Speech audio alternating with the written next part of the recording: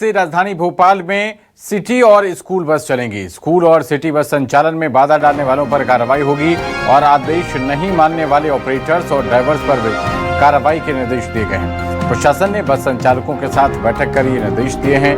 कल दिल्ली में सरकार और ट्रांसपोर्टरों के बीच सुलह हो गई थी। सरकार से बातचीत के बाद ट्रांसपोर्टर्स की हड़ताल स्थगित हो गई थी और इसके बाद अब ये कहा गया है कि सिटी और स्कूल बस चलेंगी।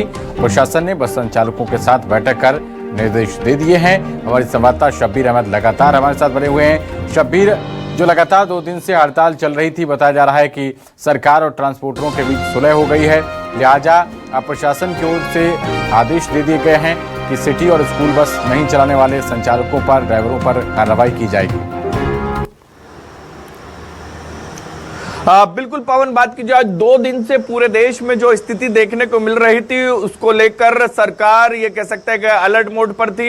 लगातार बातचीत का दौर चल रहा था और लेकिन विरोध प्रदर्शन लगातार तेज होता नजर आ रहा था और उसी के बाद ये कह सकते हैं कि कल एसोसिएशनों के बीच में बैठकें हुई। ड्राइवर एसोसिएशन और अलग अलग एसोसिएशन के बीच सरकार के साथ बैठक हुई और देर रात को यह फैसला लिया गया कि अब जो कानून का विरोध किया जा रहा था अभी उसको लागू नहीं किया जाएगा। पहले चर्चा की जाएगी, फिर उसको लेकर अंतिम फैसला लिया जाएगा और जो हड़ताल पर थे वो हड़ताल वापस ली जा रही। लेकिन इन सबके बीच राजधानी भोपाल की बात की जाए तो प्रशासन पूरी तरीके से अलर्ट था, सतर्क था और उसकी तरफ से साफ तौर पर निर्देश ये दे दिए गए थे कि कहीं पर भी कोई भी बस अब रोकता है कोई भी तो उसके खिलाफ सख्त से सख्त कार्रवाई की जाएगी। और उन्हीं सबके बीच आज की तस्वीर देखने वाली होगी कि क्या शहर में अगर कोई भी बस रोकता है या फिर दूसरे ऑटो रिक्शा रोकते हैं तो उनके ऊपर क्या कार्रवाई की जाती है। लेकिन जो चीजें निकलकर सामने आ रही है और जो देर रात को सुलह हुई है उसके बाद लग रहा है कि जीवन